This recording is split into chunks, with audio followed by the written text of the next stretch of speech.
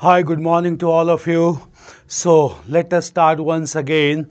So in the class in last time we started with India's foreign policy or international relations, and we began to discuss about Indo-US relationship.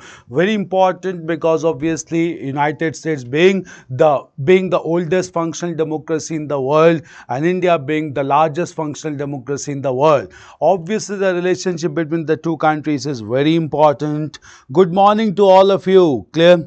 So we began to discuss about Indo-US relationship, one being the oldest functional democracy, another being the largest functional democracy, and both countries started to develop relationship just after the end of Second World War. However, we had discussed that during the entire era of Cold War, there were perceived ideological differences between India and United States. That is why healthy relationship between the two countries could not be developed. Clear? There were some irritants in this relationship and largely it affected the bilateral relationship between the two democratic countries. But in course of time, after the end of Cold War, relationship began to evolve, and after 2001 terrorist attack, the relationship got a proper thrust whereby both countries first of all decided to come together in order to fight against the threat of global terrorism. This resulted into multi-dimensional cooperation between the two countries. The first major cooperation started in the defense sector.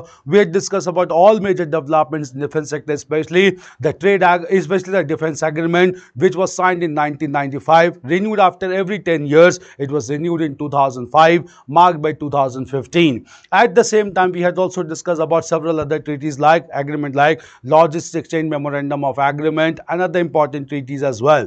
Moreover, we also discussed about Indo-US civil nuclear cooperation, especially when Indo-US civil nuclear deal was signed between the two countries in 2005, whereby United States amended its domestic law also, and at the same time United States convinced global communities also to support India by recognizing India as an advanced and responsible nuclear state. Clear? This led to different changes, and in fact India got membership in several multilateral regimes also, like the Wassenaar arrangement, then Australia group, then MTCR, but India is still striving to get membership in nuclear suppliers group. But all these became possible because of support of United States, and therefore relationship between the two countries began to evolve gradually from 2001.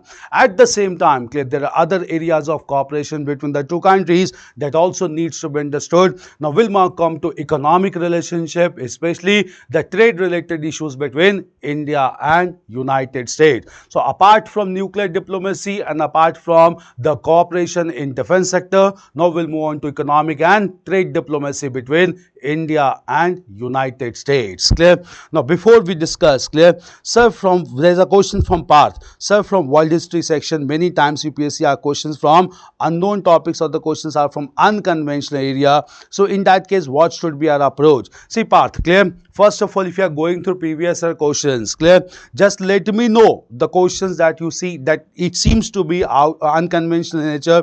Especially I know there are some questions related to decolonization which has been asked. Clear? So some questions, decolonization of Africa, decolonization of Malay Peninsula, there has been question, but most of the time I'll let you know questions like how far Germany can be held responsible for two world wars, straightforward question. So all these questions. So in case you face any problem, all of you I'm telling, clear, please come up with the question. We'll have a discussion on those questions as well, so that all those dimensions also gets clear into your mind. Clear? So don't worry about this. If you get such questions, please come to me with those questions. We'll have a separate discussion on that, so that even those dimensions is clear to all of you. Otherwise, if your questions comes from the 12 history topics, you won't have any problem to write those answers.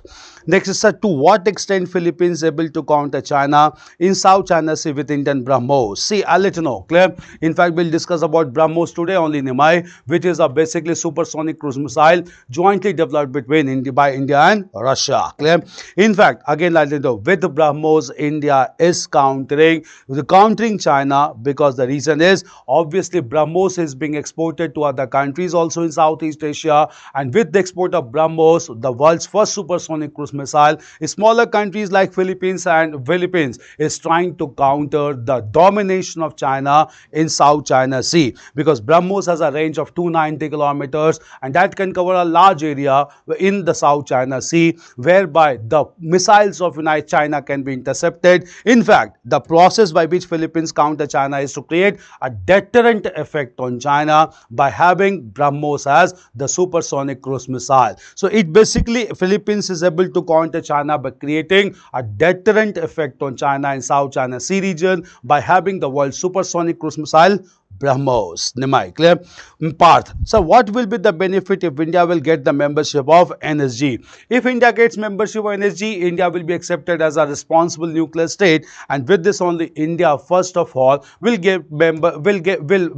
able to recognize a responsible country by NPT members also. And even though without signing NPT, India can have nuclear trade and commerce with all major countries of the world. So obviously it will make the signing of NPT redundant for India, and India will be able to establish nuclear trade and commerce with other countries without signing NPT. That would be the biggest benefit if India gets membership of NSG, because the very criteria on which a country can get a member of NSG is to sign NPT or Non-Proliferation Treaty. It's clear. Any other question to be asked? It's clear. Any other question to be asked? Okay, fine. So now we'll start with economic and trade relationship between India and United States. Clear? So next major topic is economic and trade relationship. Economic and trade relationship between India and United States. Clear? Sir, I read about the history of Singapore from a YouTube channel that is popular for UPSC related videos. Is it really required to cover our preparation? No, again I'll let you know. Singapore as such is not important. It's important only in one respect, that Singapore is one of the largest contributor of FDIs in India. That is foreign direct investment in India. So Singapore is important. Clear, Shubham? Singapore is important only for FDI investments in India. But at the same time, India deals with not only Singapore, the whole Southeast Asian region as a block. Clear? And there's an important regional organization covering all the Southeast Asian countries like ASEAN. Clear? So India interacts with ASEAN bilaterally, and therefore Singapore may not be important individually, but it is important as an integral member of ASEAN member state, ASEAN bloc. Clear? Singapore is important in one respect for India. It is one of the largest contributor of FDI investments in this country. It's clear, Singapore. There are many videos as such, but you can watch it, but may not be important for UPSC directly. It's fine. So, economic and trade relationship. Just understand. Clear? As far as economic and trade relationship, there's another question from T-Star.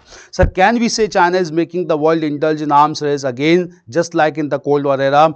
To large extent, China is an aggressive purchaser of arms and weapons, and just because of this, it has created a sense of insecurity among neighboring countries like Japan on the one hand, India on the other hand, even Australia to some extent. Clear? And that is why, just because of this, these countries also like Japan, India and Australia have started to acquire arms and weapons, and obviously it resulted into race for armament, especially in Asian and Oceania region. Clear? Just because of this, obviously it has created a war-like situation, especially in South China Sea region, and that is indulging, or that is rather creating a sense of global war or the Cold War in contemporary times. Cannot be denied. Clear? So obviously aggressive purchase of defense equipments by China has created a race for armament in Asian continent, and that is creating a war-like situation like the Cold War.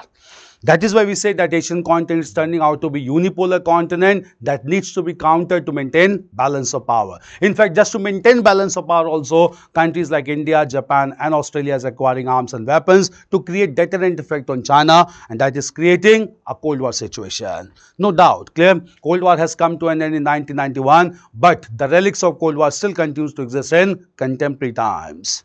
Tista, clear? Is it fine? So let us start with economic and trade relationship between India and United States. Just understand, clear? Economic relationship between India and United States began to develop, clear? Began to develop from 1991. Why from 1991? Effectively, because in 1991, two things happened simultaneously. First of all, the bloc politics came to an end with the end of Cold War, and India and United States began to eliminate the perceived ideological differences. And second and important was that India adopted the policy of liberalization, privatization, globalization, whereby India eliminated the protectionist approach and adopted liberal policies in economy, whereby Indian economy was open for private players, and that resulted into interaction on economic front between India and United States. So the two countries started to trade heavily from 1991 just because of the end of Cold War and just because of elimination of trade barriers and protectionist approach by United States under the philosophy of LPG, or liberalization, privatization and globalization. Clear? Globalization. Is it fine? And globalization. That relationship started to take place, clear. So bilaterally the two countries began to trade. However, one thing that needs to be understood, that India and United States found themselves in opposite camp in a global institution or multilateral institution which was established in 1995 as the World Trade Organization, whereby several issues began to develop against India and United States, and those issues related to intellectual property rights and also related to agricultural subsidies. We'll discuss about the issues between the United States, one being representative of developed world, another being representative of developing countries, that took place in WTO negotiations. Clear? First of all, we'll write the beginning. Okay, write introduction. First of all, the question, there's another question for Nimai. Sir, I think Singapore is important because recently India's UPI and Singapore's pay now have been linked. Yeah, obviously in this perspective, maybe Singapore is important. See, again, let you know, right now, the collaboration related to digitalization is being done with many countries, and with Singapore is important because Singapore is one of the largest investors in India related to long-term investments or FDI projects. We had discussed earlier.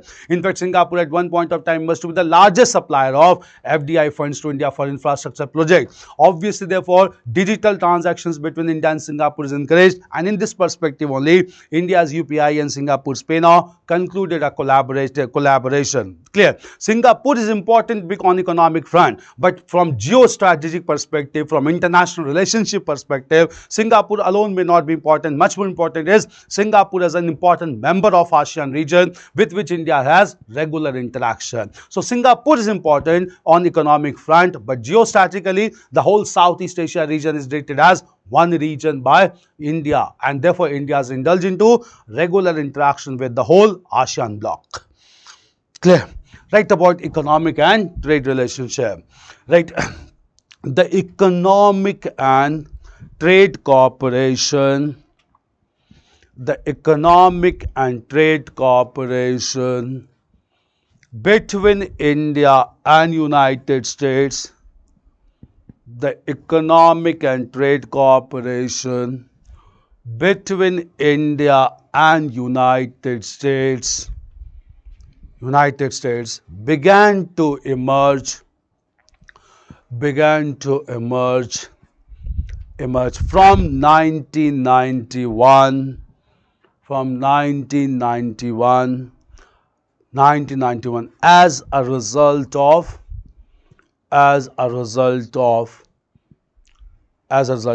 the end of Cold War, as a result of the end of Cold War, and India's policy of and India's policy of liberalization, privatization, India's policy of liberalization, privatization, and globalization. Liberalization, privatization, and globalization. Right. Consequently, India adopted liberal measures. India adopted liberal measures by eliminating the trade barriers. Eliminating the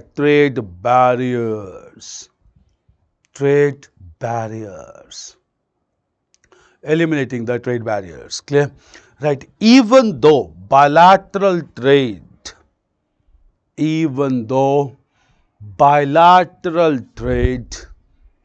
between the two countries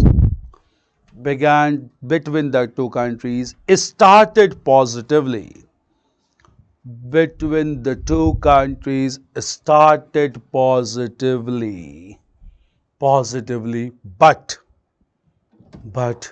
differences between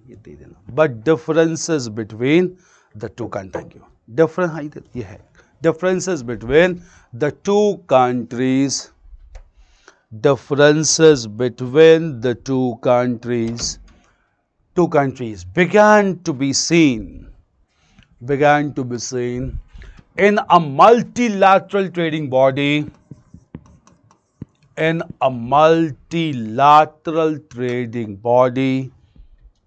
World Trade Organization. Multilateral trading body, the World Trade Organization.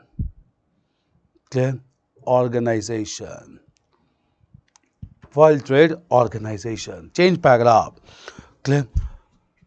Change paragraph. Right. The World Trade Organization was established on 1st of January. 1995. 1st of January 1995 as a successor organization to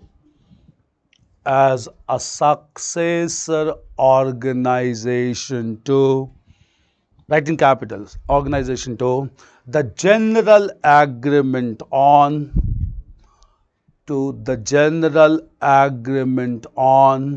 Tariff and Trade, TARIFF, General Agreement on Tariff and Trade, GATT. GATT was established after Second World War. General Agreement on Tariff and Trade. GATT. Clear? So GATT was replaced by WTO on 1st of January 1995. Clear? Right. The aim of the World Trade Organization, WTO,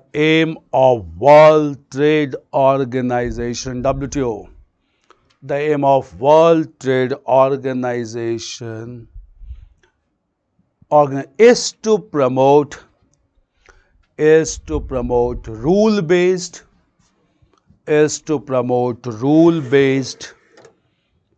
rule-based, predictable and transparent global trade, among the member nations.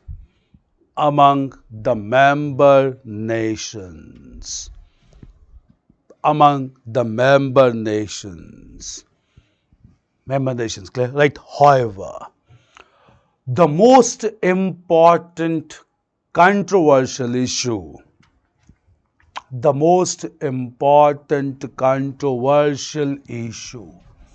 in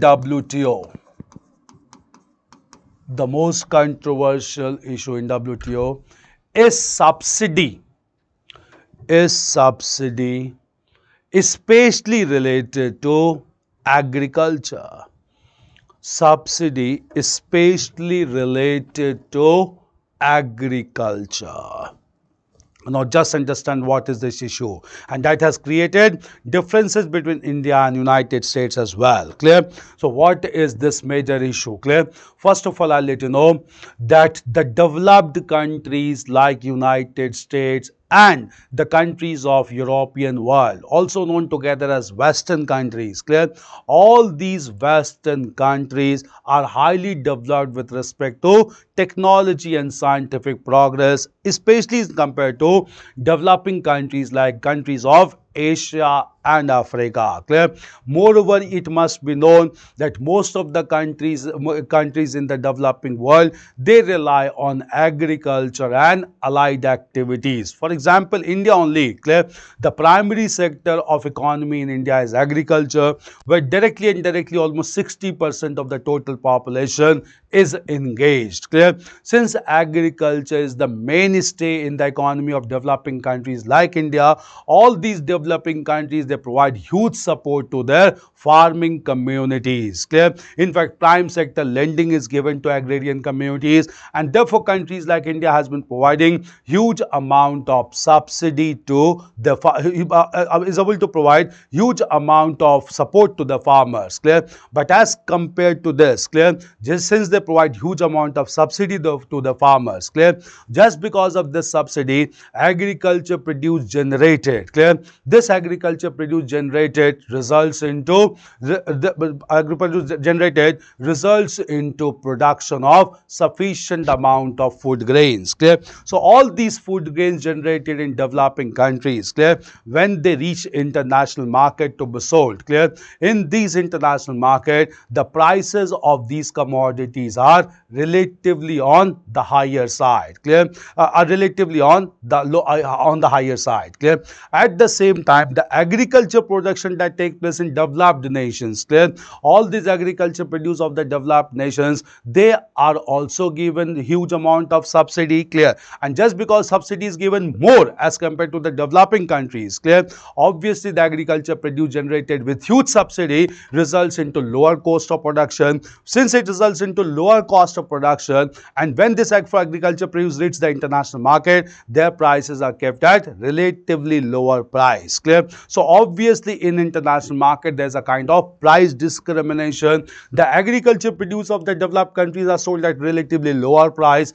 and the agriculture produce of developing countries, which could not provide subsidy, even though they provide subsidy, but to not that extent, the prices of those commodities are relatively at higher level. Obviously, international consumers prefer to purchase the agriculture commodities of developed countries because of lower cost, and that affect the interest of developing countries and millions of farmers in developing countries. That is why all developing countries, especially India, has been demanding that there should be sufficient reduction in the subsidy provided by developed countries to the farm products. Clear? And this has resulted into huge amount of dispute between India and other countries like United States. So the most important controversial issue in WTO negotiation has been farm subsidies, just because developed countries have been providing a huge amount of farm subsidies which is beyond the capacity of developing countries.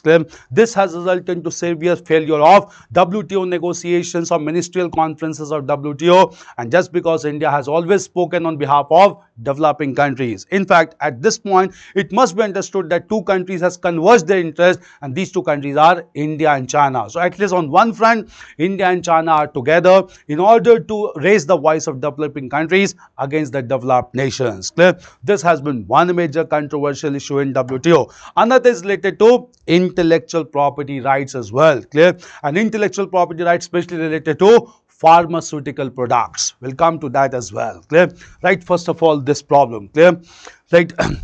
The developed countries like United States,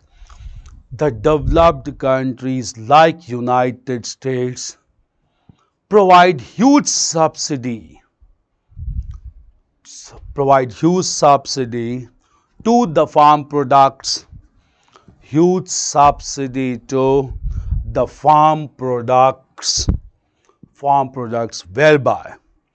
whereby these products are sold in international market These products are sold in international market at a relatively lower price. At a relatively lower price. Lower price, right? On the other hand, the developing countries like India, the developing countries like India, like the India, provides subsidy to the farmers, but much less than the developed nations, much less than the developed nations. Clear?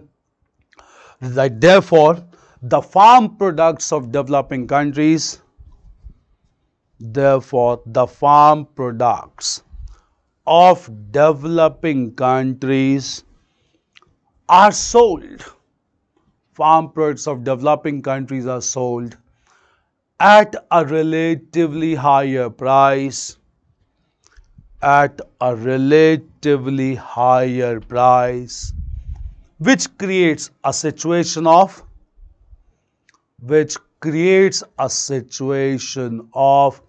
price discrimination, which creates a situation of price discrimination. Clear? Discrimination, right? On account of this difference, several ministerial conferences, the highest decision making body, several ministerial conferences of WTO,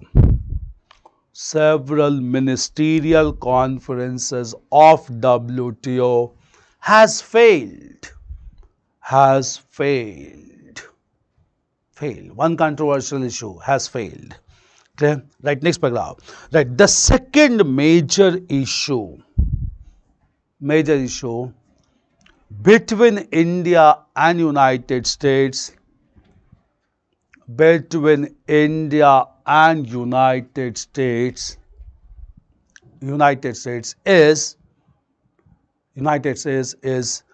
is related to intellectual property rights, IPR, related to intellectual property rights.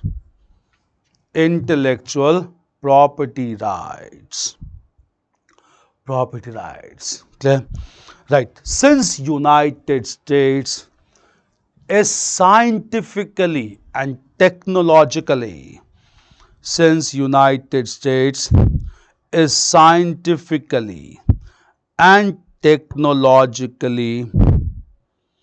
technologically developed,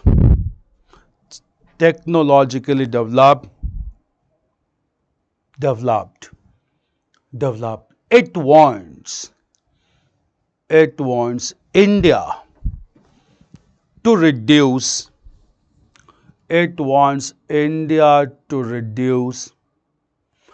the tariff charges. India to reduce tariff charges on ICT, information and communication technology. Reduce tariff charges on information and communication technology goods, ICT goods, information and communication technology goods. Right. India is sensitive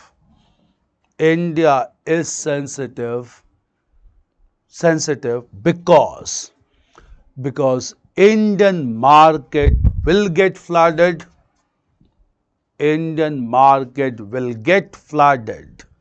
With American ICT goods.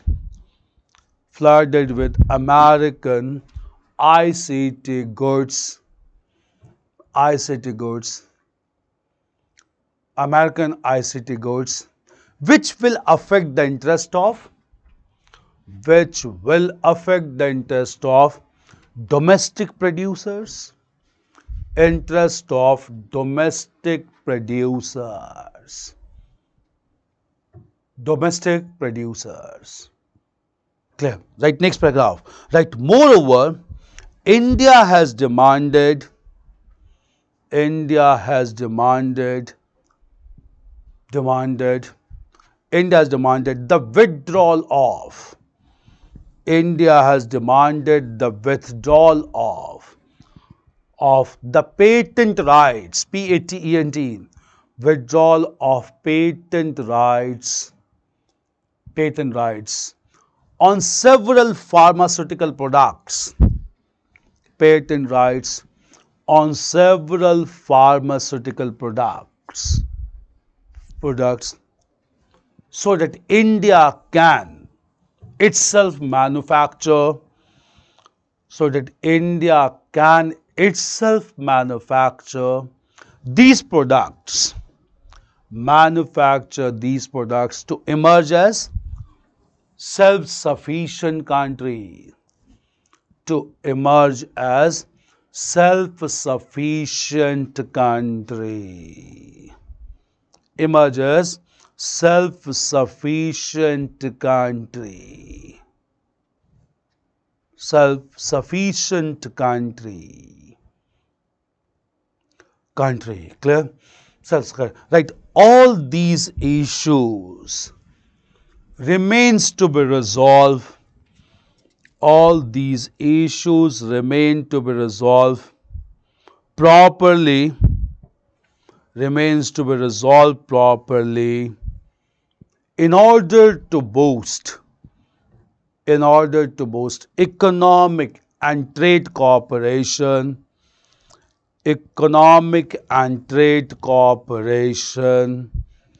between India and United States, India and United States, India and United States. Clear?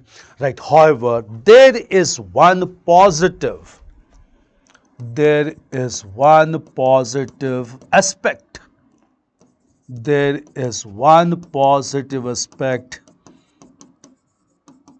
between India and United States, between India and United States, known as the Bilateral Investment Treaty, BIT, known as Bilateral Investment Treaty,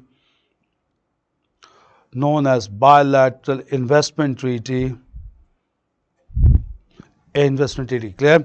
Right. According to this treaty, the interest of the investors,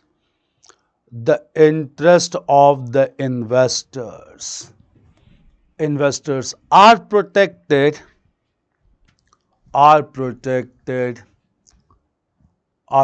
against the unlawful actions,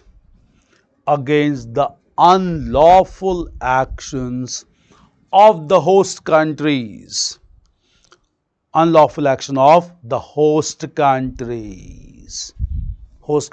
clear? Right. This has given sufficient confidence to the investors of both countries. This has given sufficient confidence to the investors of both countries to promote necessary investments,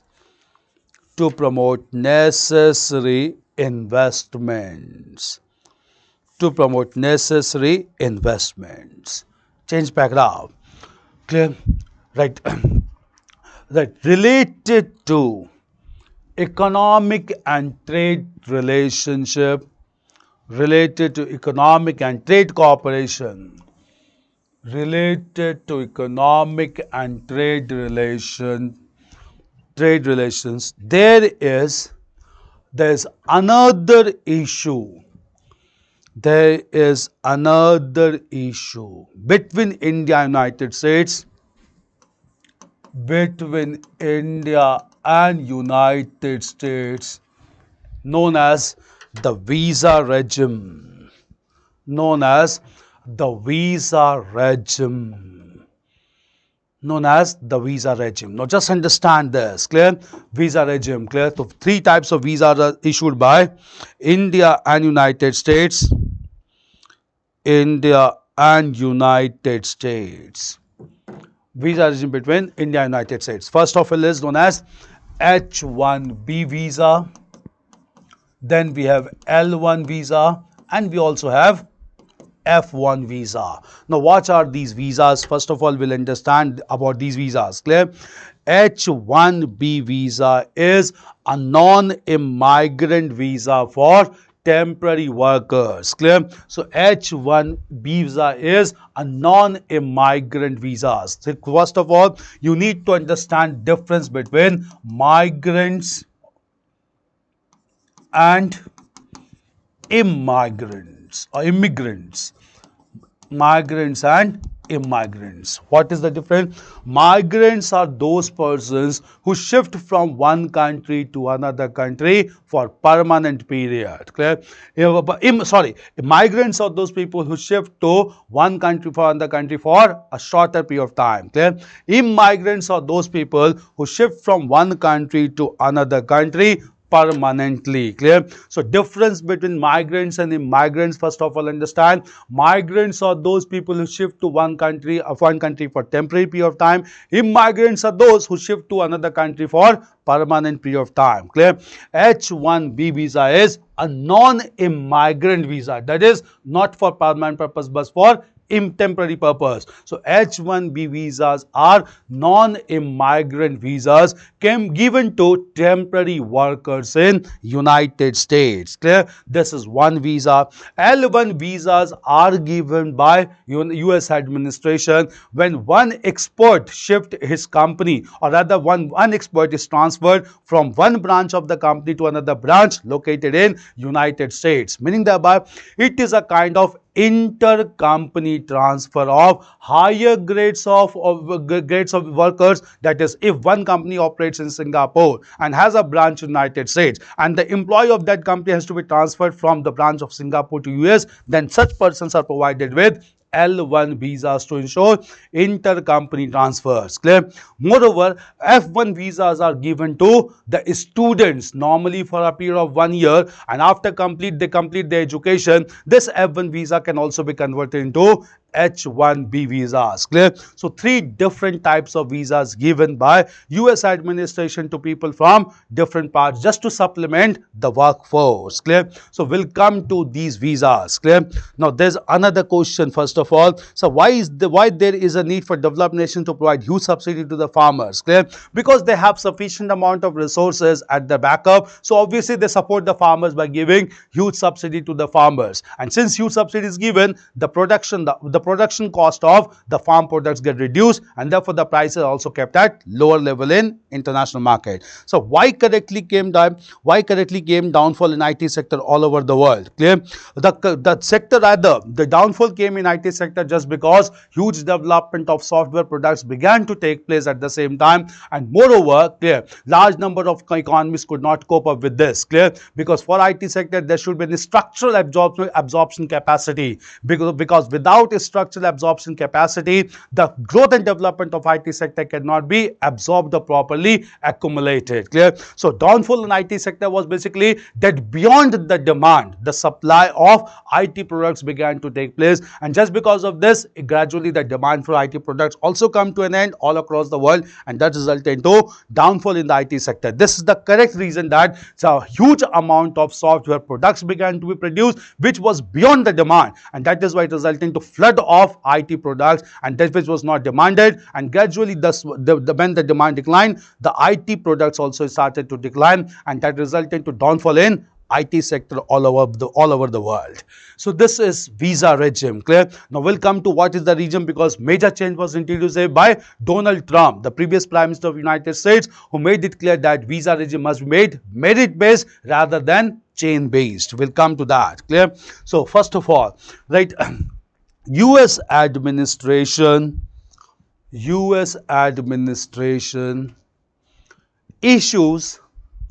issues H-1B visas. US administration issues H-1B visas, which is a non-immigrant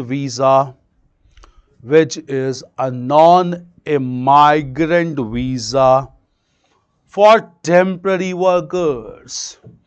Non-immigrant visa for temporary workers. Temporary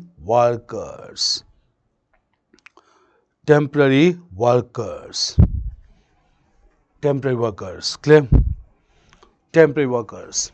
Right. Beside US administration issues L1 visas.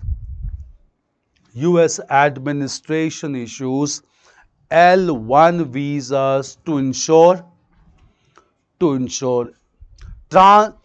intercompany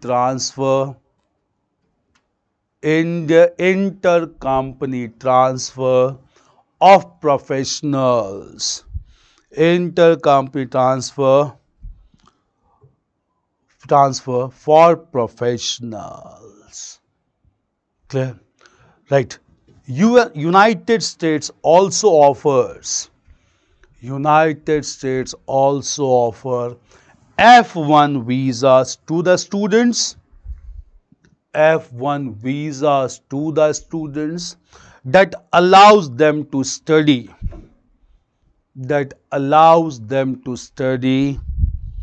Study for 1 year.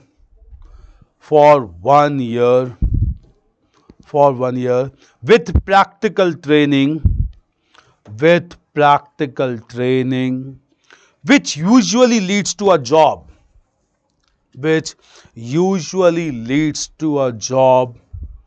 On the H-1B visa, which usually leads to a job with H-1B visa. So it can be converted into H-1B visa, that is F1 visa. Clear? Right. The visa regime was made strict.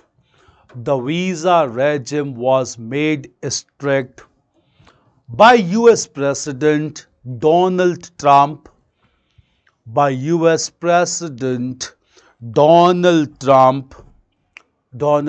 Who favored the idea of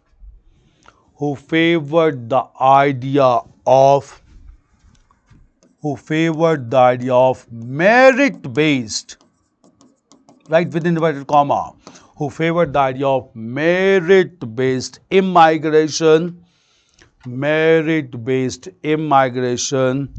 in contrast to the chain-based immigration. Merit-based immigration in place of chain-based immigration, to ensure the arrival of highly skilled workers and professionals.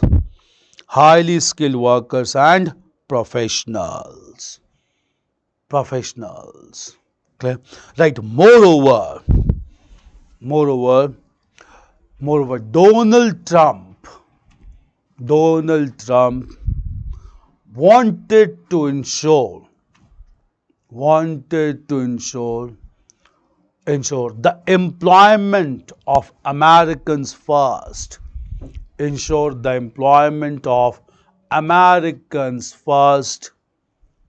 Americans first, to avoid any discontent, to avoid any discontent, as job opportunities were being hijacked, as job opportunities were being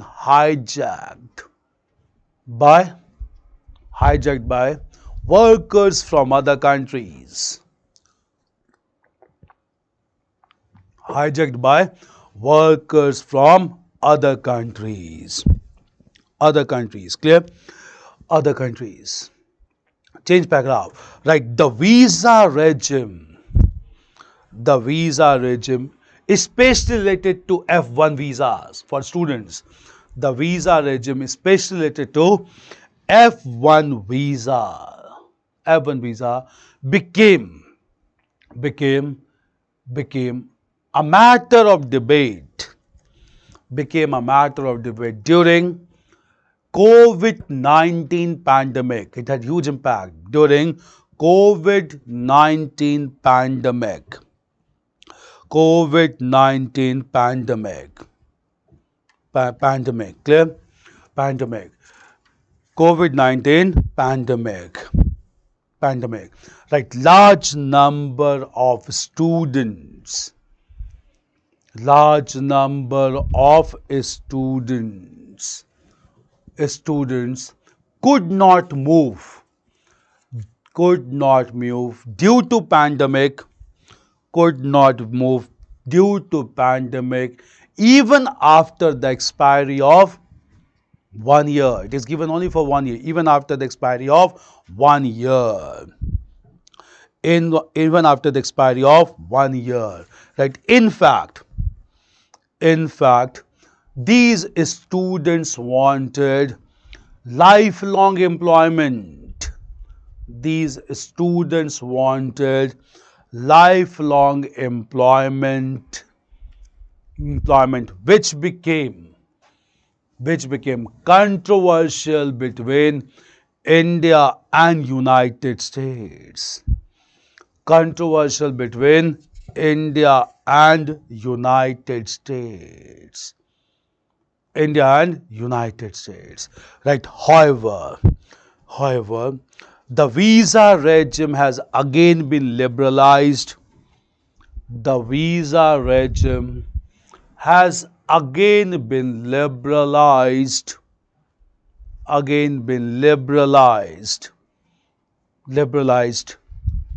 To promote healthy relationship.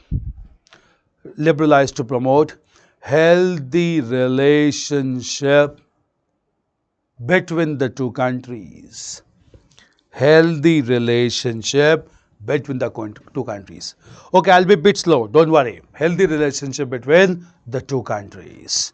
Now stop here, clear? Just understand.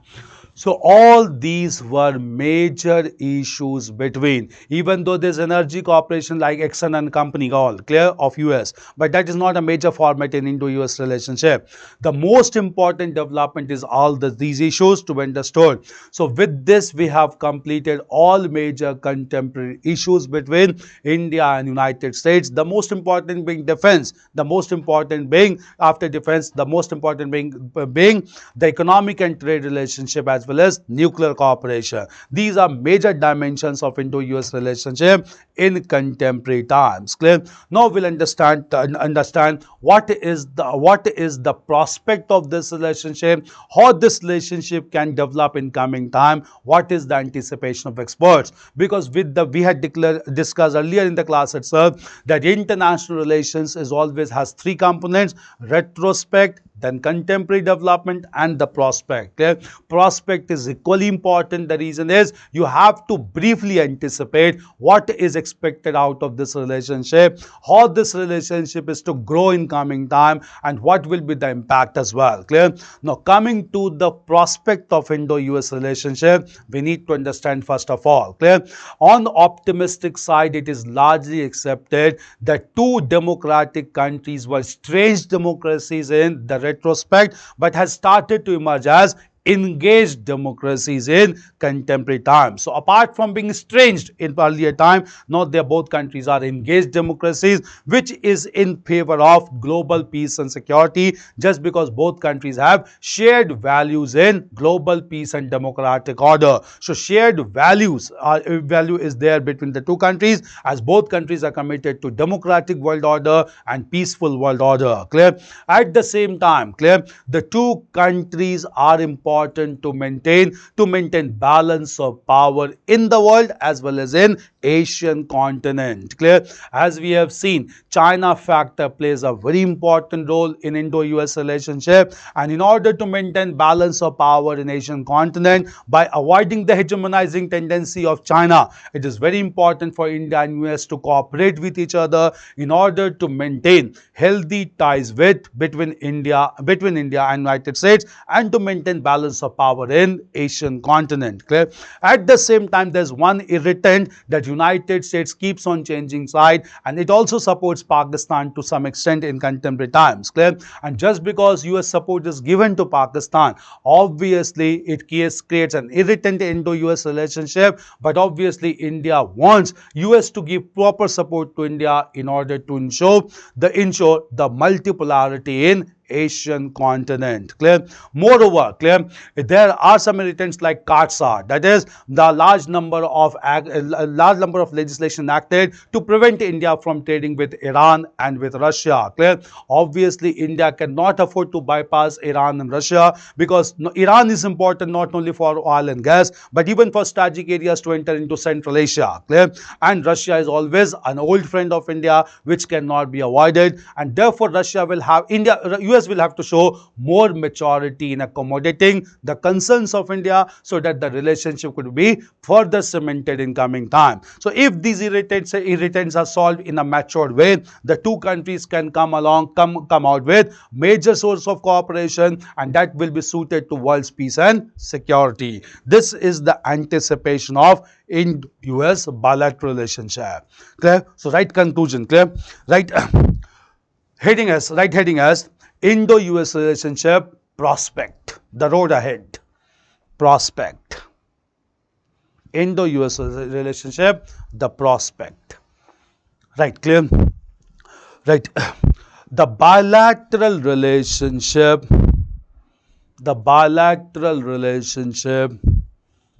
between India and United States, the bilateral relationship between India and United States,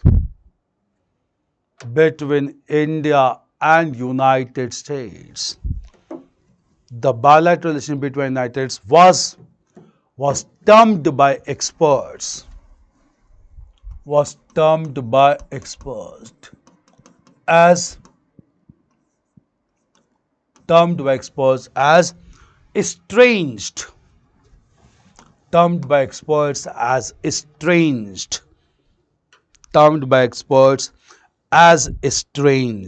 Retrospectively, termed as estranged.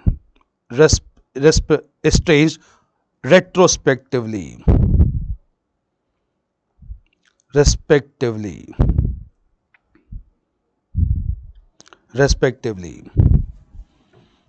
Clear? Respectively. Right. However,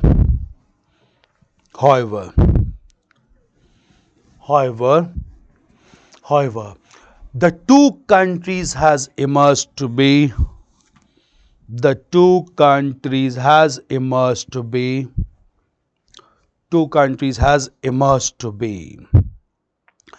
engaged democracies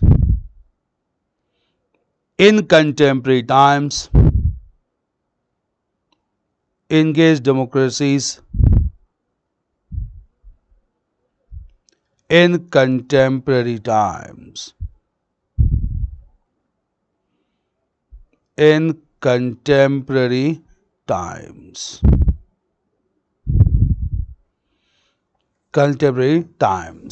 Clear?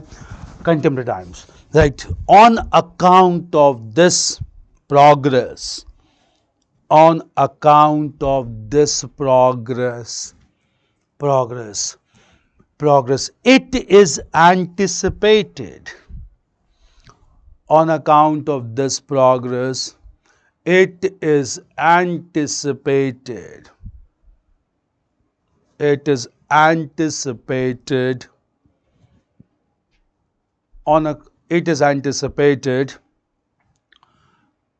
and it is anticipated.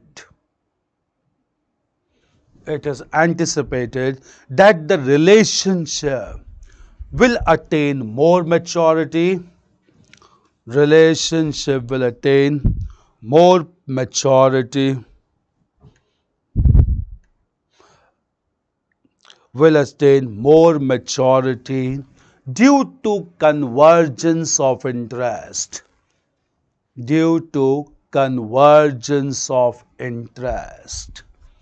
Convergence of interest. Clear? Right? Both countries shares a common concern. Both countries shares a common concern to promote democratic order and global peace. Democratic order and global peace.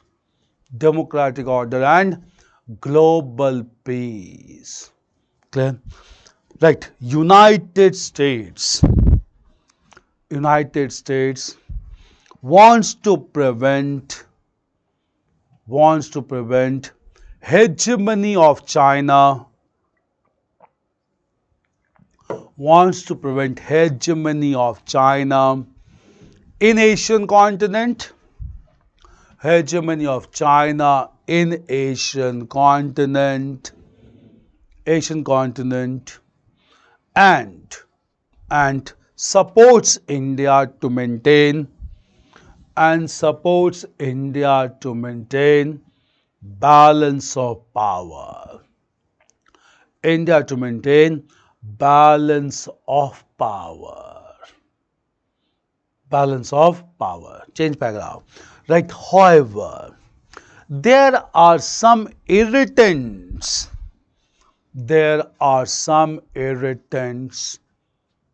In Indo-US relationship. Some irritants in Indo-US relationship, like US refusal to allow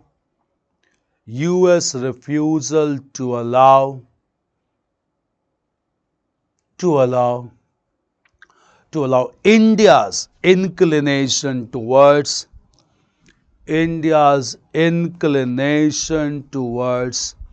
Russia and Iran, which are considered as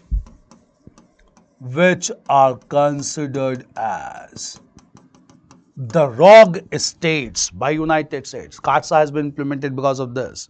Considered as rogue states. State does not follow international norms. Rogue states by United States. Right. It is to be noted. Next.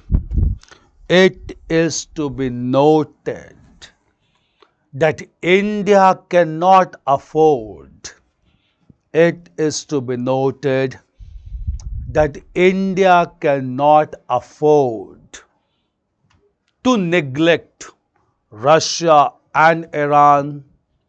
Neglect Russia and Iran. As Russia has been a consistent supporter of India. Russia has been a consistent supporter of India, and Iran provides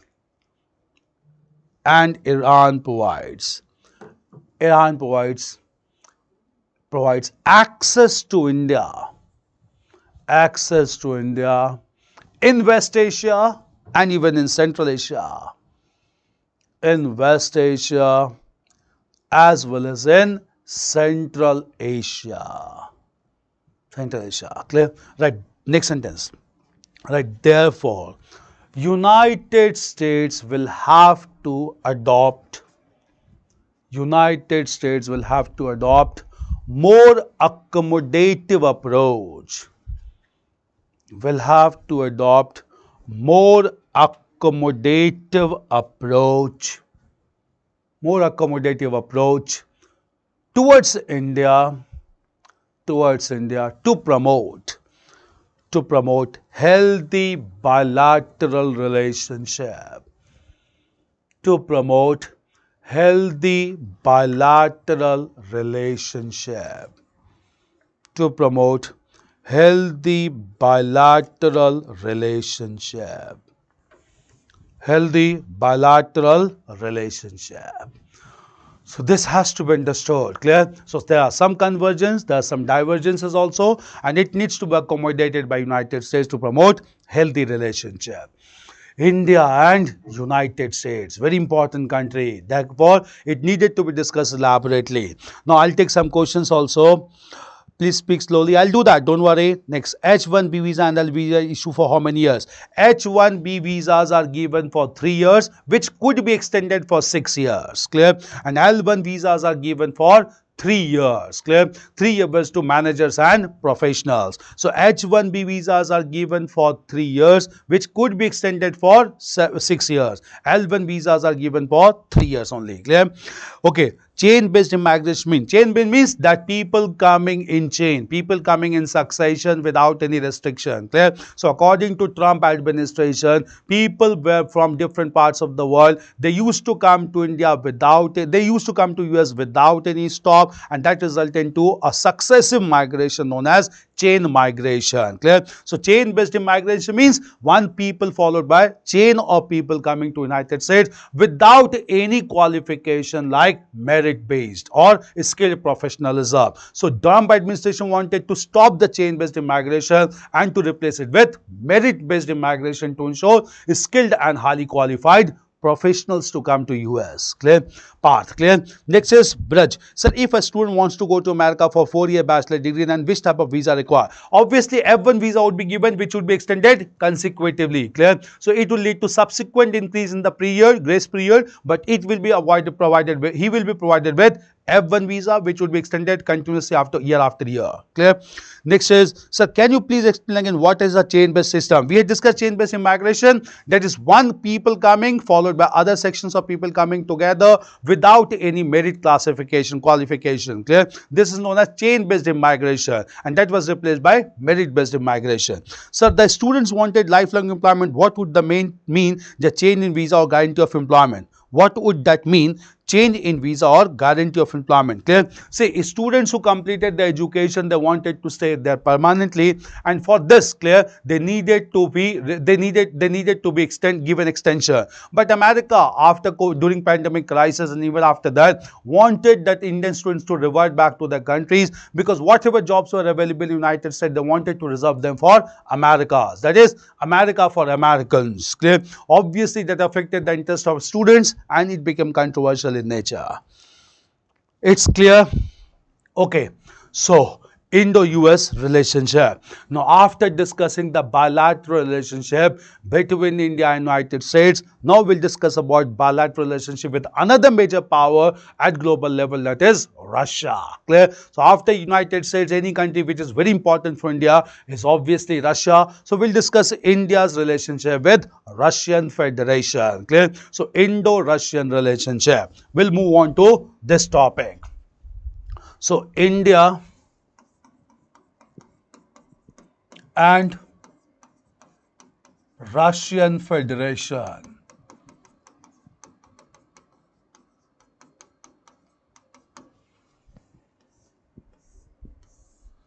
India and Russian Federation.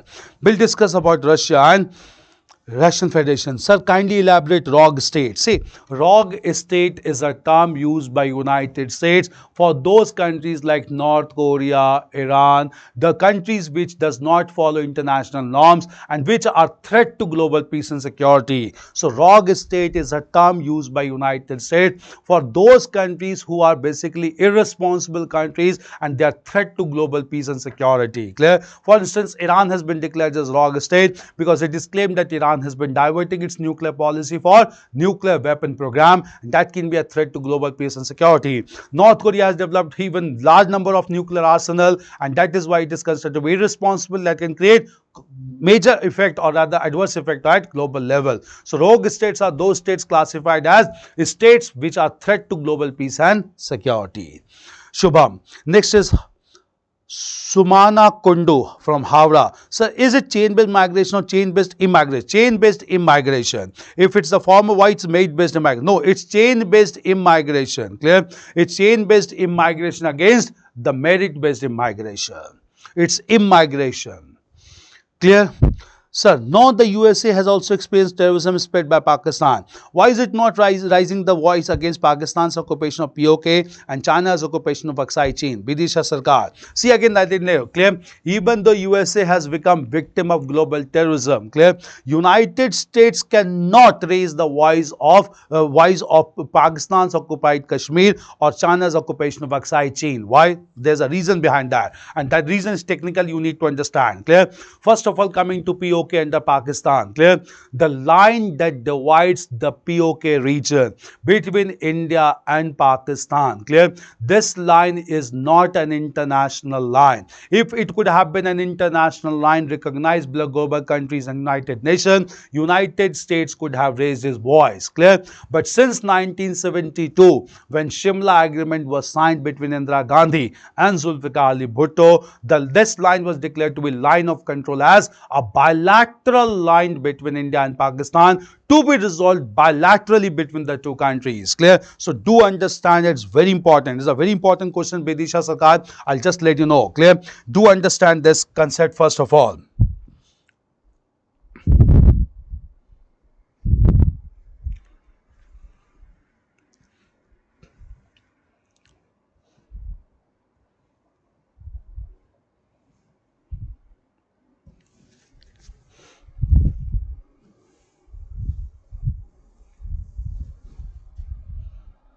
You will understand much better. Clear? Which map? Any map we can take. Take this map only. Look into this map. Clear?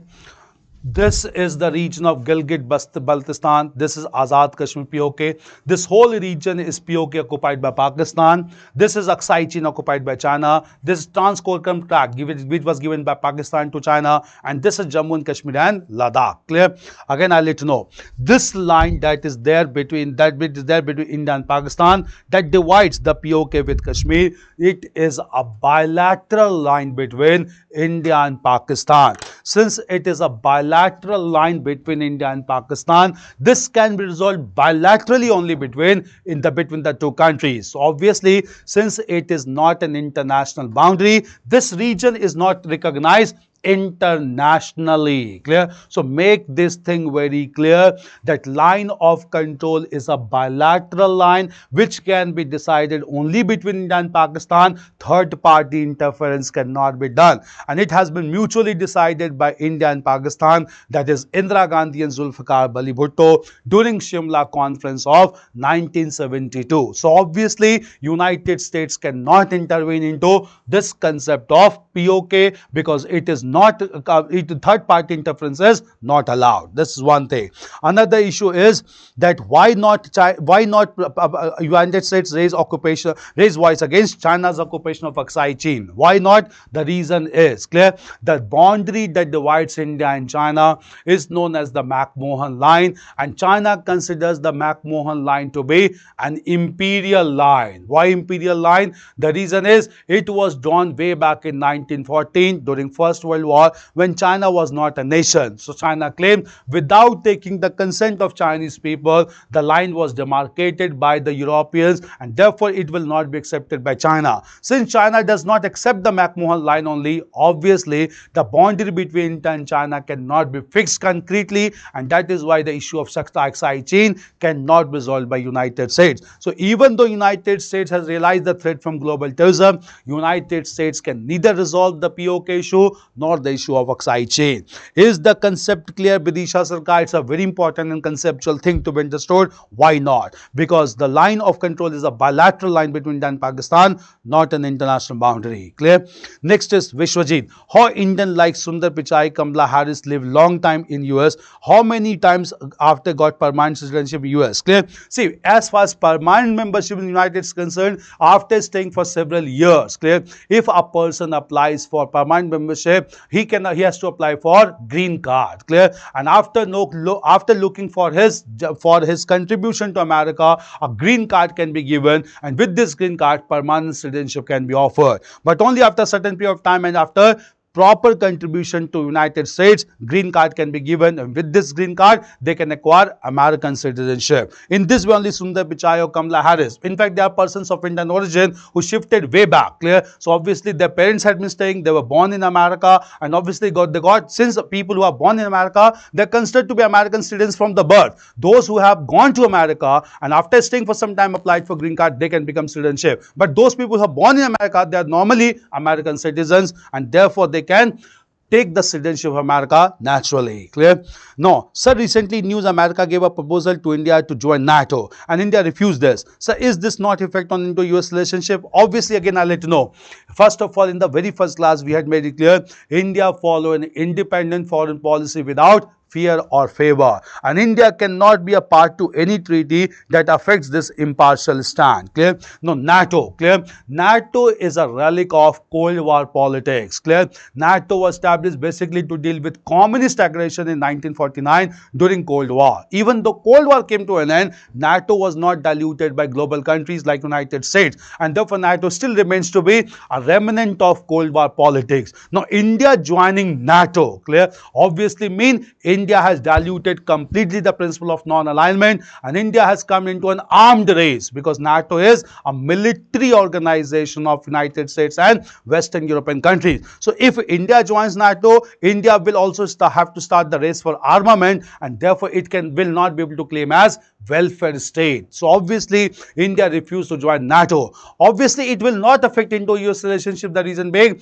NATO is a military alliance of major countries, and India is a peaceful country who doesn't want to support military organizations or military blocs at global level. So bilaterally India is promoting relationship with United States, but at the same time joining NATO will compromise with several principles of India's foreign policy. So it may not have much impact on Indo-US relationship.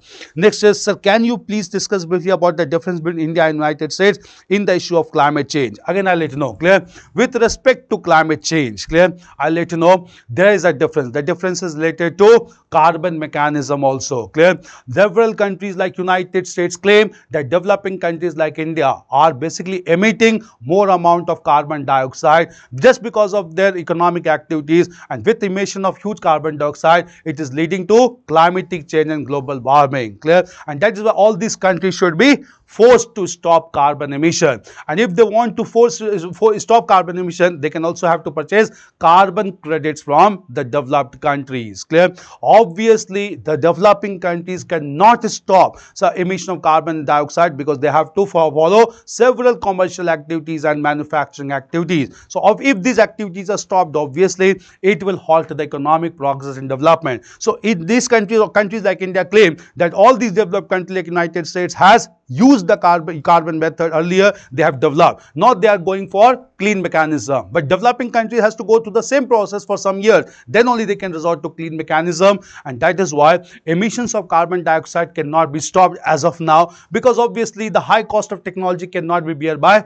developing countries. So climate change also remains to be a major forum, but that comes under environment topic. Clear? That is clean development mechanism, carbon credits. All these are very important topics related to that. But you must understand it is related to emissions of carbon dioxide in the atmosphere, whereby United States, the countries claim developing countries should be fined, punished and penalized for emissions of huge carbon dioxide. But all these countries cannot stop this, because obviously it will halt the growth of economic progress in these countries. Is clear path. Sir, as Pakistan declared Gilgit-Baltistan as the fifth Suba of Pakistan, then why did Suba of Pakistan? Then why India even remained silent? Clear? See, Gilgit-Baltistan comes under POK. This whole region is POK. Clear? And since this region comes under the Pakistan deliberately claims it to be fifth Suba, just to have complete control over Gilgit-Baltistan. India did not retaliate, because India knew that it will result into full-fledged Indo-Pak war. And if India takes this issue to international organization like United Nations has made it stand clear: India must conduct a public referendum to decide the issue of Kashmir. But India can conduct a public referendum for the people of Kashmir, not for the people of Pakistan who are occupying this region. Public referendum is only possible when Pakistan revert back to the original boundary and China revert back to the original boundary, and then public referendum is a feasible idea. But since neither Pakistan can revert back nor China, public referendum is not a feasible option, and that is why this issue, or rather this issue, cannot resolve, and Gilgit-Baltistan claimed by Pakistan. It's clear, Bishwajit? All the questions, these questions are important, clear? So obviously that opens new dimensions. Are these answers clear to all of you? It's very important. Questions are really good.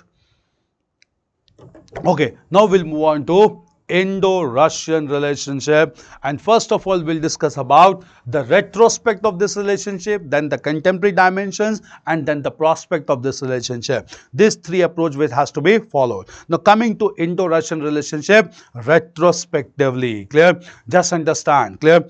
As far as relationship between India and Russia is concerned, clear?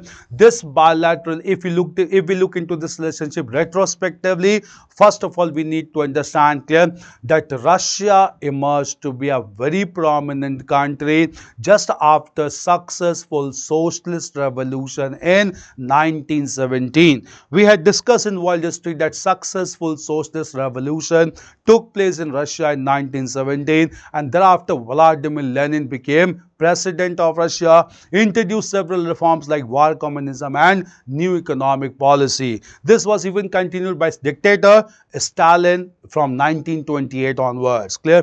But at the same time, when this Russian revolution took place, India was witnessing rapid Indian national movement towards liberation. But Russian leaders like Lenin was not very optimistic about Indian national movement. Why? They wanted that, they declared that Indian national movement is basically a middle class agitation or the bourgeois agitation in India. It is not a final or complete revolutionary movement. And all these leaders of our opinion that like Russia, unless a complete revolutionary movement take place, India or other country cannot become independent. But as we all know, in course of Indian national movement, there were only few revolutionaries like Chandrasekhar Azad and Sardar Bhagat Singh, clear? Obviously, just because revolutionaries were few in number, it was not compatible with the Russian revolution as such, and therefore Russian leaders were of opinion that these are only piecemeal reforms being introduced by national leaders of India, as they are basically a middle class movement or known as bourgeois led movement rather than a kind of proletariat revolution as was witnessed in Russia. So Russia never gave due support to the course of Indian national movement. This was one major development that was witnessed after 1917. Even when India became independent in 1947, clear, at that time India was not largely supported by Soviet dictator Stalin, clear, because Stalin was of opinion that India is not a full-fledged socialist or communist country, rather India is following a kind of mixed economy which is not suitable to suitable to Russia. Moreover, when India became independent in the era of Cold War, India adopted the principle of non-alignment, and non-alignment was not appreciated by Stalin because Stalin wanted more and more countries to join the communist bloc to have more balance of power in their favor. So obviously things were not very positive between India and Soviet Union. But after the death of Stalin, Nikita Khrushchev became Soviet president, and Nikita Khrushchev showed some sensitive concerns towards India, and relationship began to develop between India and Russian Federation. So we'll have this brief retrospective development. Clear? Right. Introduction. Right. The bilateral relationship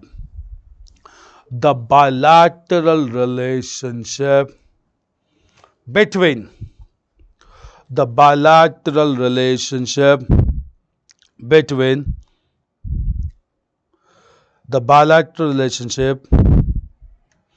between India and Russia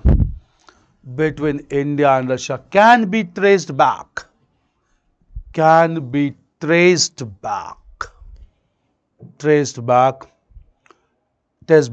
to Indian national movement,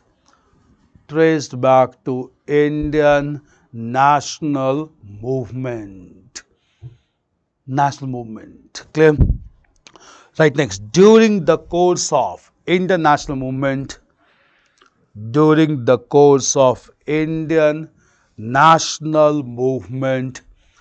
Russian Revolution took place in 1917.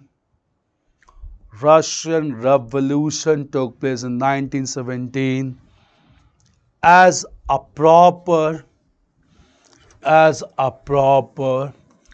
proletariat revolution, working class revolution, as a proper proletariat revolution,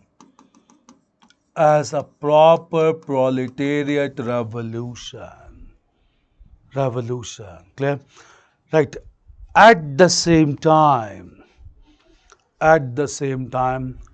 Russian leaders like Vladimir Lenin,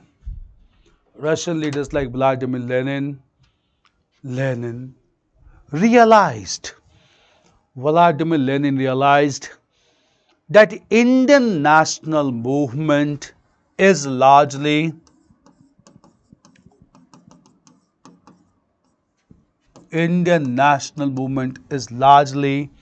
a bourgeois-led agitation. Middle class agitation, no doubt, was largely a bourgeois-led agitation,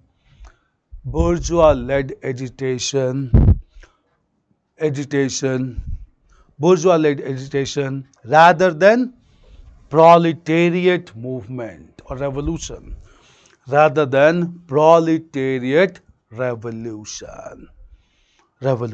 Clear? Right. Consequently, Russians did not support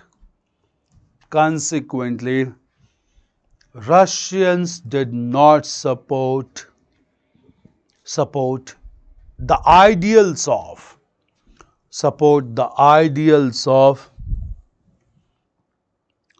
clear ideals of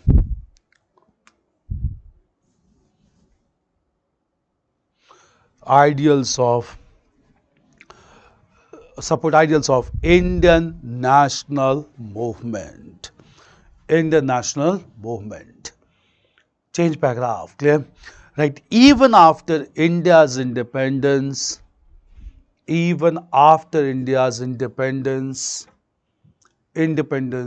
Russia remained aloof from India.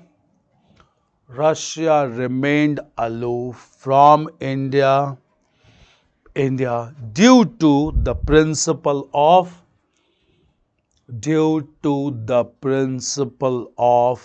non-alignment. Clear? Right. Soviet leader Stalin Soviet leader Stalin was against the principle of non-alignment, against the principle of non-alignment, principle of non-alignment of Nehru, non-alignment of Nehru, alignment of Nehru, clear? Change paragraph, right? The relationship between India and Russia, the relationship between India and Russia, the relationship India and Russia began to improve, began to improve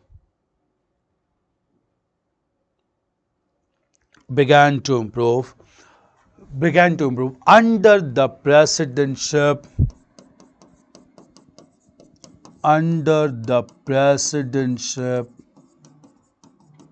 of Nikita Khrushchev, under the presidentship of Nikita Khrushchev. Presidentship of who came after? Stalin. Nikita Khrushchev, as he decided to favor India.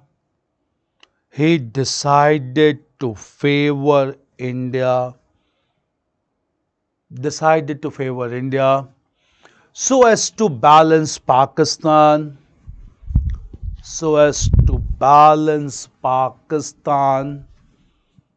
that acted as the satellite of United States. Pakistan giving membership of CA2 and CENTO, we had discussed, that acted as the satellite of United States. Clear? Right. After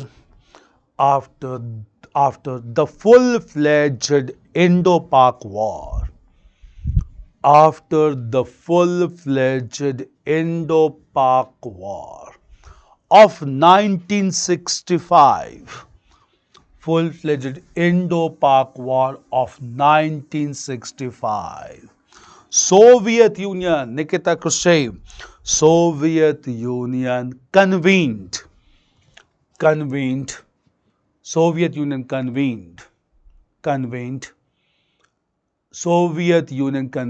a conference.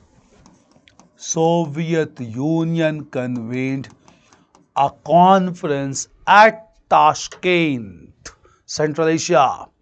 Soviet Union convened a conference at Tashkent in Central Asia, to negotiate between India and Pakistan. Negotiate between India and Pakistan.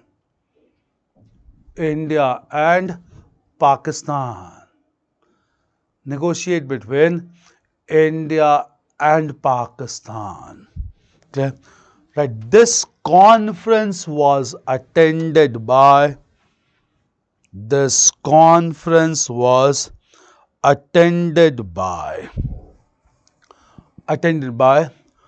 Indian Prime Minister. Very important. This conference was attended by Indian Prime Minister Lal Bahadur Shastri. Indian Prime Minister Lal Bahadur Shastri. And the Pakistani President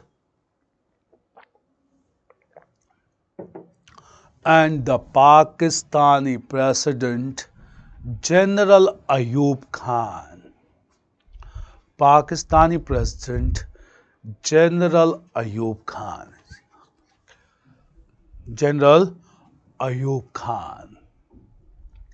Pakistani President General Ayub Khan. Clear? Right. It resulted into Tashkent Agreement. It resulted into Tashkent Agreement in January 1966. Tashkent Agreement in January 1966, which led to restoration of diplomatic relationship, restoration of diplomatic relationship between India and Pakistan. Diplomatic relationship between India and Pakistan. India and Pakistan. Change paragraph. Right. In course of time, Indian Prime Minister Indira Gandhi, Indian Prime Minister Indira Gandhi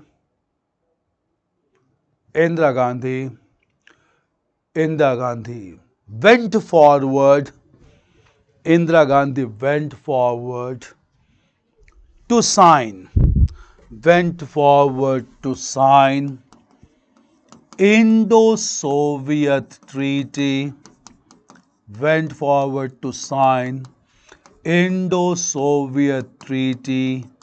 for peace, friendship,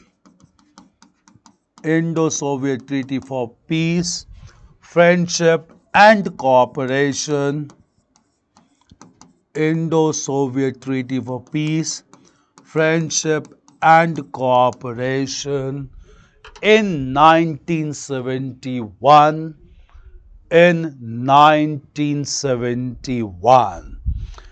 Indo-Soviet Treaty for Peace, Friendship and Cooperation in 1971, which marked the formal beginning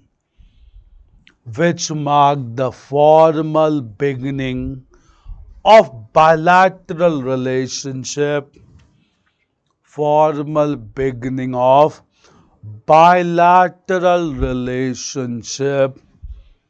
between the two countries.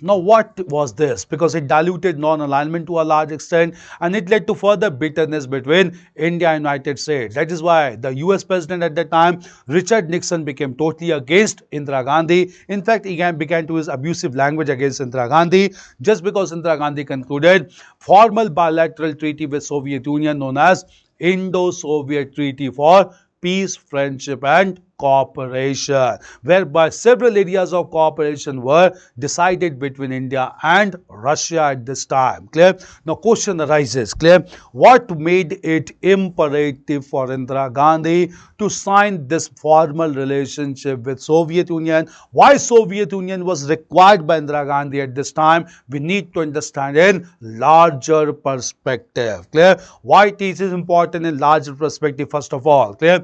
Just before full-fledged war between Pakistan, there had been a full-fledged war between China and India known as Sino-Indian War of 1962. Clear? In this also, the most important thing is Russia did not support China openly, even though both supported socialist and communist ideology, but Russia did not support China. Rather, Russia supported India to counter the rise of China at this time. Clear? So it was a big support given to India even in Sino-Indian War of 1962. Indira Gandhi knew about this. Moreover, after full-fledged Indo-Pak War, the situation was normalized between India and Pakistan by peace treaty brokered by Soviet Union at Tashkent. So Soviet Union came to the support of India, rescue of India. Indira Gandhi realized Soviet Union has become much more important by 1971. Now, why by this year is very important to understand, because by this time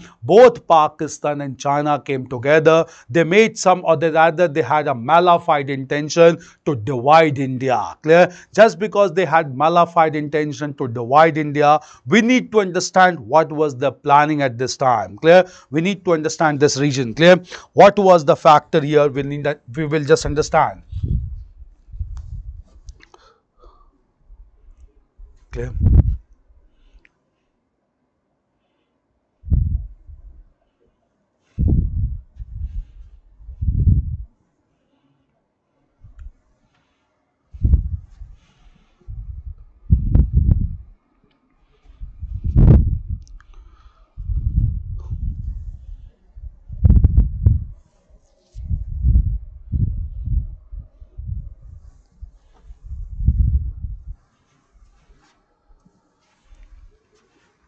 Clear? Just understand this chicken snake area. Clear?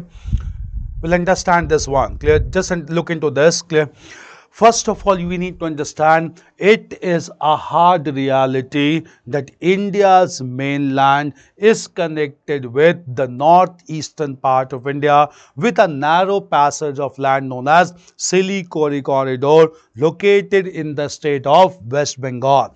This corridor takes the shape of chicken's neck and also known as chicken's neck area. Clear? Since this takes the shape of chicken's neck area, clear? Why this became very controversial at this time? Clear?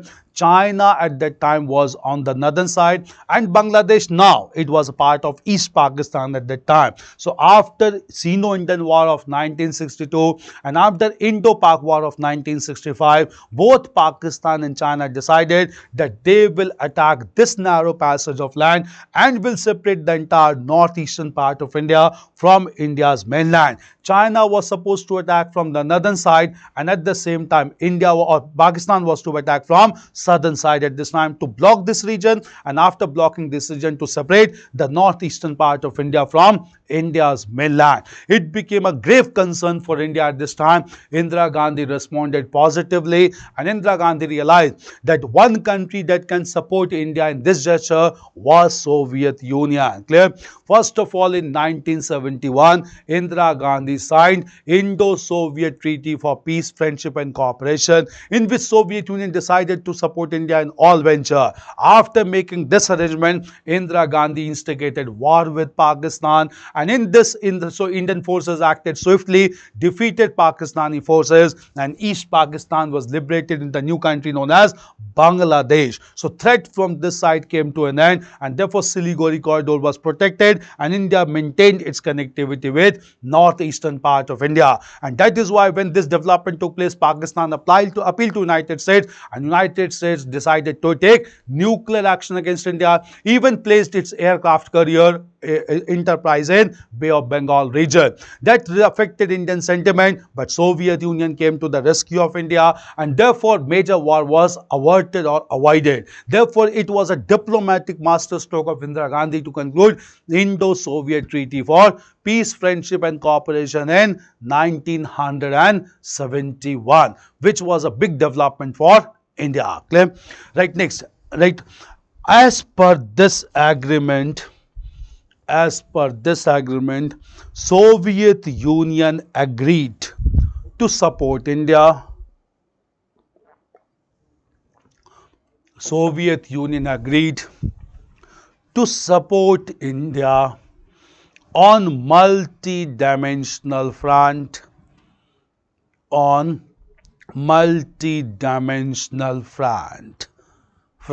Clear? Right. In fact, Soviet Union came to the rescue of India. Soviet Union came to the rescue of India. Soviet Union came to the rescue of India. Against US aggression. After 1971 Indo-Pak War. After 1971 Indo-Pak War. Change paragraph. Right. India also extended its support. India also extended its support to Soviet Union, its support to Soviet Union, support to Soviet Union, Soviet Union, Soviet when Afghanistan was occupied by Soviet forces. Afghanistan was occupied by Soviet forces in 1979. Soviet forces in 1979. Right. In fact, India abstained from voting against. India abstained from voting against Soviet Union, voting in Soviet Union in United Nations. In United Nations.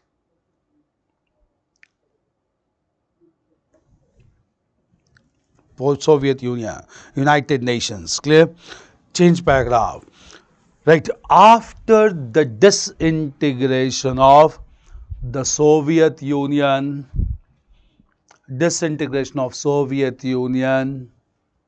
Russia emerged to be the largest successor state.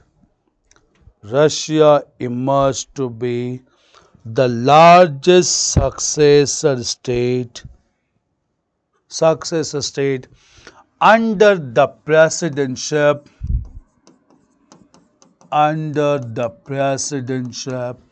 of Boris Yeltsin. Under the presidentship of Boris Yeltsin. Boris Yeltsin.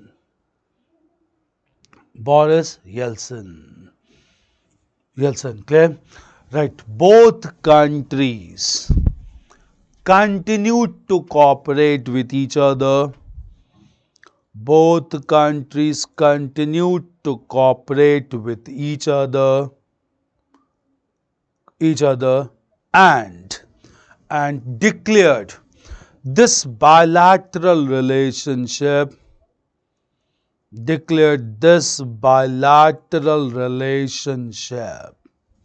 as a strategic partnership. As a strategic partnership.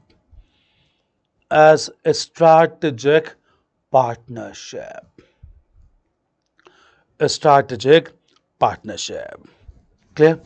So, relationship till 2000. Now, from here, it all comes under contemporary issues. So, retrospectively, it started during the course of national movement, but not very effectively because obviously Russia wanted a full-fledged proletariat revolution or revolutionary development, which was not the case in national movement because our national movement was largely based on the principles of truth and non-violence. Clear? That is why it could not promote revolutionary sentiments as it existed in Russia. Clear? Obviously, after India's independence also, principle of non-alignment led to cold relationship with Russia as Russia wanted India to support communism formally. Clear?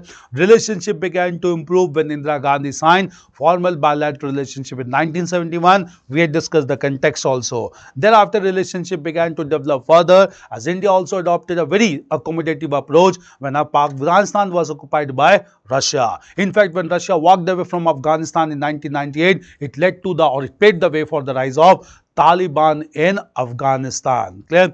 This development took place and from 2000 the relationship was turned out to be a strategic partnership, that is long-term partnership of multi-dimensional character between India and Russia. Now we'll look into contemporary developments in Indo-Russian relationship. Right, next heading as contemporary developments in Indo-Russian relationship. Contemporary developments in Indo-Russian relationship. Contemporary developments in Indo-Russian relationship. Indo-Russian relationship. Change paragraph. Clear? right? The bilateral relationship between India and Russia, the bilateral relationship between India and Russia has emerged to be multidimensional,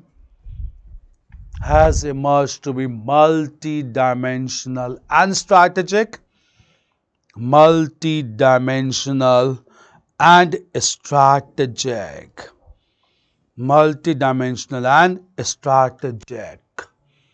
Clear? Right.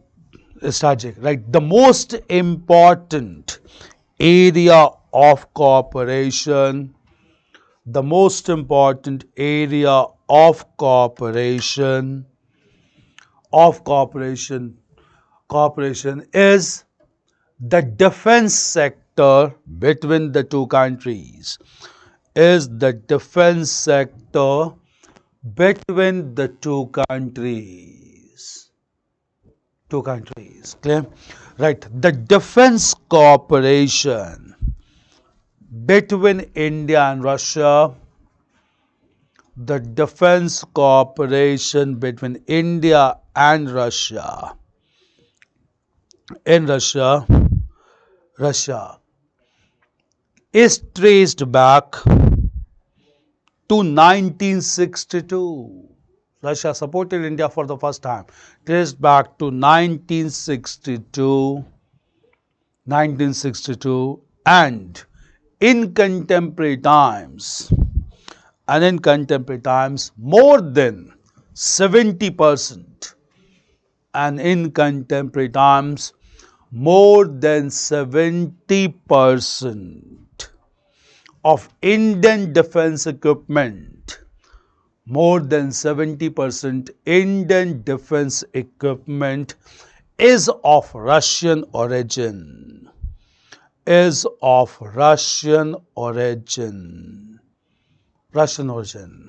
Change paragraph. Right. Right. Indo-Russian defense relationship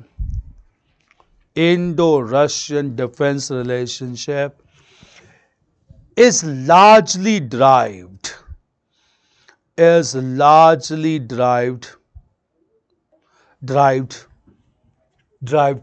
to balance the rise of China,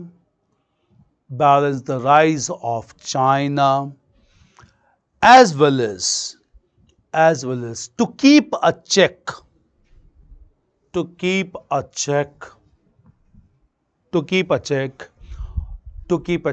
on antagonism,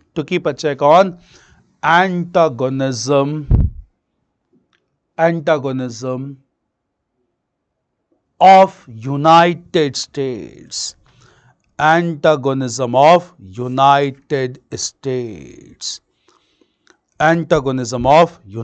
States. Clear? Now, right, there are some core defense projects.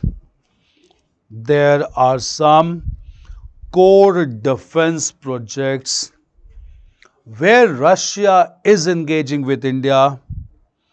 There are some core defense projects where Russia is engaging with India.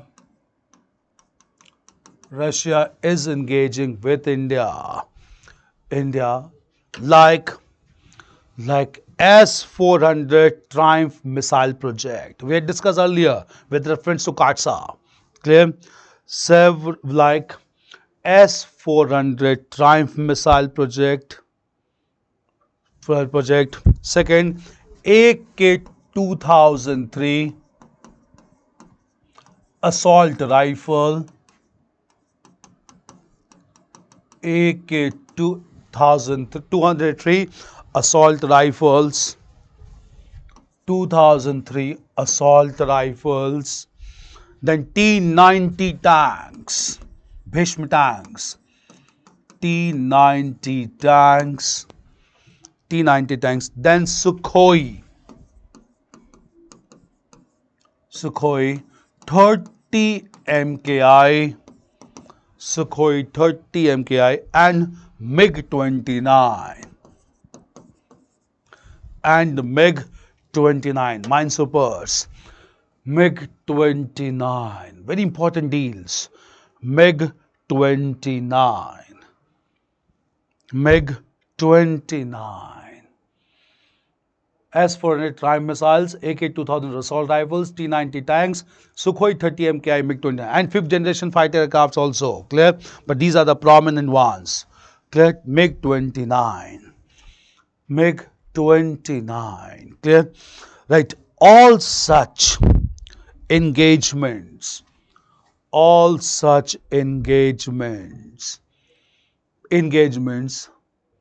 all such engagements are above buyer-seller relationship, are above the buyer-seller relationship, above the buyer-seller relationship, as it is marked by, as it is marked by co-production and joint development, co-production and joint development of defense equipments, co-production and joint development of defense equipments.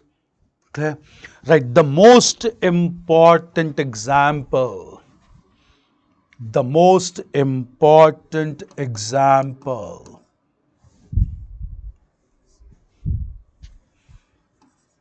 the most important example is the world's first supersonic cruise missile, is the world's first supersonic cruise missile, BrahMos, named after Brahmaputra River and Moskova River from India and Russia, is world's first supersonic cruise missile, BrahMos, jointly developed by India and Russia, jointly developed by India and Russia, developed by India and Russia, India and Russia, clear? India, right? In this way, India and Russia, in this way, India and Russia has developed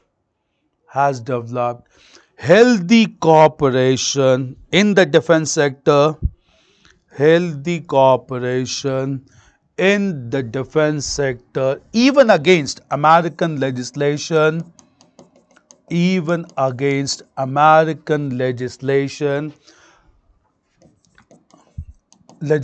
like countering America's adversaries, countering America's adversaries through countering America's adversaries through Sanctions Act, through Sanctions Act or CAATSA,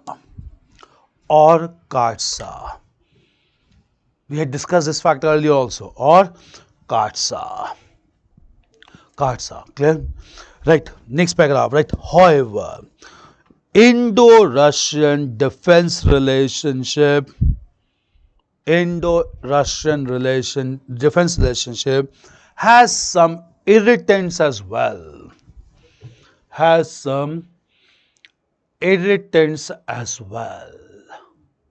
right? First of all, it has been claimed by experts, that Russia has supplied substandard materials to India. Russia has supplied substandard standard materials to India.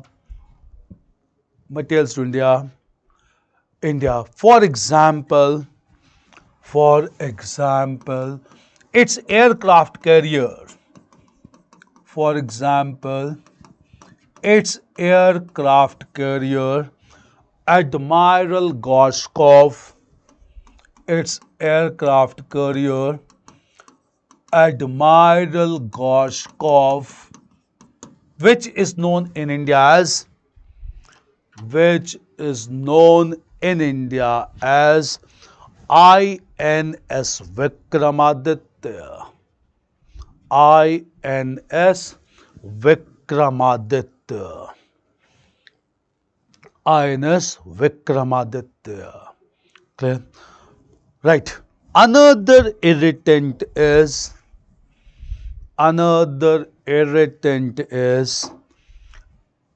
late delivery in the defense equipments. Late delivery in the defense equipments that affects American equipments, that affects India's defense program. That affects India's defense program. India's defense program. Okay. Right. Next. Right. Even though some irritants are there,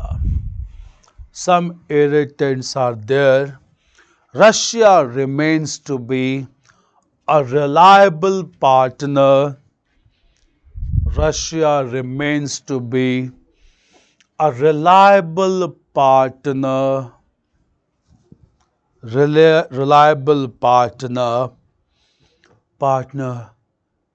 for India in the defense sector.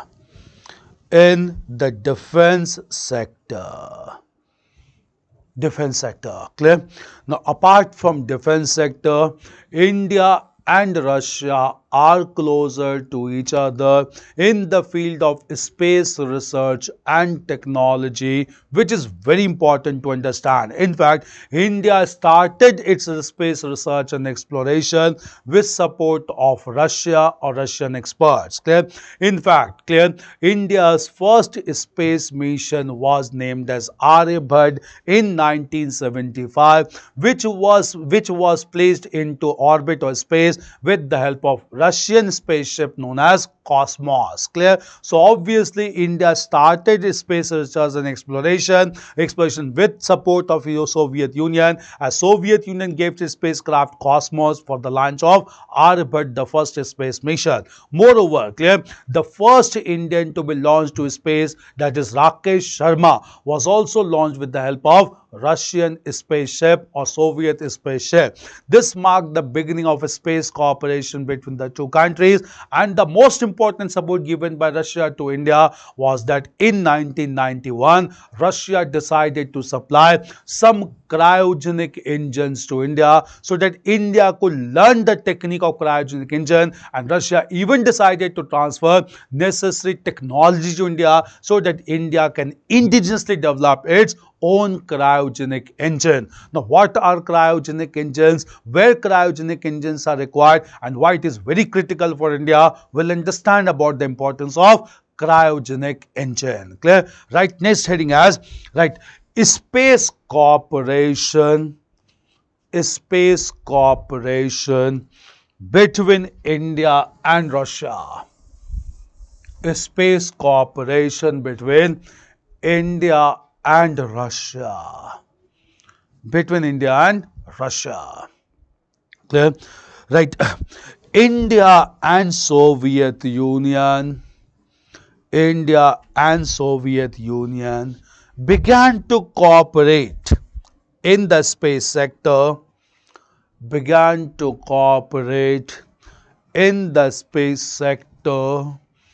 During the era of Cold War.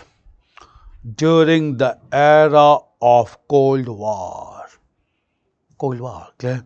Right. In fact, India started its space program.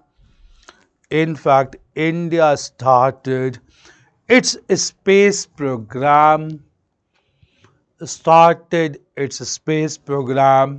With support of the Soviet Union. With support of Soviet Union. Clear? Right. India's first space mission. India's first space mission, Aryabhat.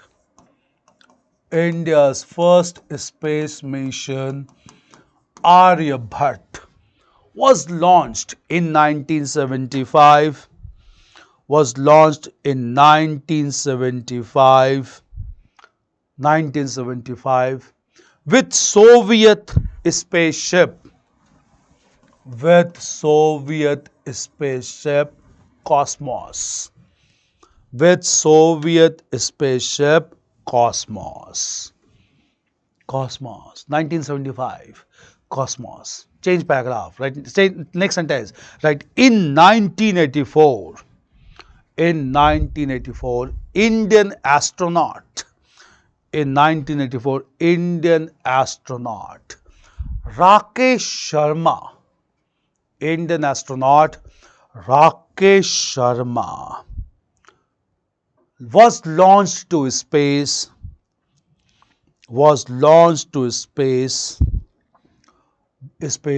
By Russian spaceship. Soyuz. Russian spaceship Soyuz T-10. Russian spaceship Soyuz T-10. Soyuz T-10.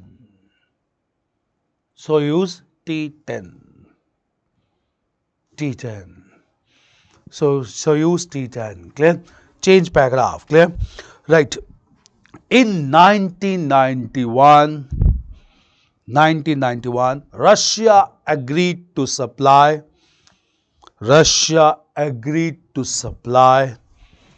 cryogenic engine to India. Russia agreed to supply cryogenic engines to India. And also to transfer necessary technology to India.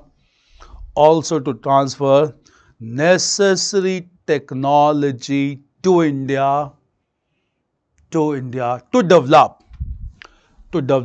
indigenous cryogenic engines. Indigenous